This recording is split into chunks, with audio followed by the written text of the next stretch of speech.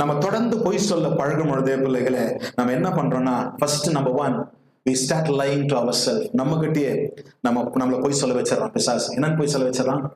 பரவாயில்ல, யாருமா பண்ணாத இருக்கிறாங்க, இதெல்லாம் பரவாயில்ல, இந்த ஒரு தடவை பண்ணிடலாம், பரவாயில்ல, அது அவங்களும் சர்ச்சுக்கு போறாங்க, அவங்களும் இதெல்லாம் செய்யறாங்க. நம்ம கிட்டே பொய் சொல்ல வைப்பான் பிசாசு. நம்பர் 1. நம்பர் 2, மற்றவங்க கிட்ட பொய் சொல்ல வைப்பான். அதுல நம்ம டிகிரி முடிச்சவங்கள கூட இருக்கலாம். நம்பர் 3, பொய்யான வாழ்க்கையை வாழ வைப்பான். இருக்கிறீங்களா?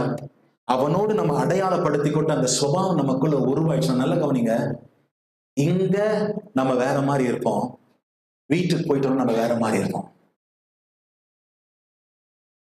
கணவன் மனைவியா மற்றவங்க முன்னால ரொம்ப ஐக்கியமா இருக்கிற மாதிரி காமிப்பாங்க, வீட்டுக்கு போயிட்டோன்னு அவர் ஒரு ரூம்ல இருப்பார், இவங்க ஒரு ரூம்ல இருப்பாங்க. மற்றவங்க முன்னால எல்லாரையும் ரெஸ்பெக்ட் பண்ணக்கூடிய ஒரு நபரா நம்ம காமிச்சுக்குவோம். ஆனா வீட்டுக்கு போன பிறகு நம்ம மேலேயும் ரெஸ்பெக்ட் இருக்காது, நம்ம வீட்டுல இருக்கிறவங்க மேலேயும் ரெஸ்பெக்ட் இருக்காது. டபுள் வேஷ வாழ்க்கை, இந்த பொய்யான வாழ்க்கை. இன்னைக்கு நிறைய பேர் இதுல இருக்கலாம். அந்த பிள்ளைகளை நம்ம மனுஷனை பிரியப்படுத்தும்படியா வெளியே ஒரு மாதிரி காமிச்சுக்கலாம். இன்னைக்கு நீ இங்க எப்படி இருக்கிறியோ, உன் வீட்டுல உன் ரூம் சாத்திங்க நீ தனியா இருக்கும்போது நீ அதுவா இருந்தீங்கன்னா தான் நீ ரட்சிக்கப்பட்டிருக்கிறன்னு அர்த்தம். இல்லைன்னா மாயமாலமான வாழ்க்கையை தான் நம்ம வாழ்ந்து கொண்டிருக்கிறோம்னு அர்த்தம். இந்த பொய் உனக்குள்ள கிரியை செய்து கொண்டிருக்குதுன்னு அர்த்தம். ஆமென்.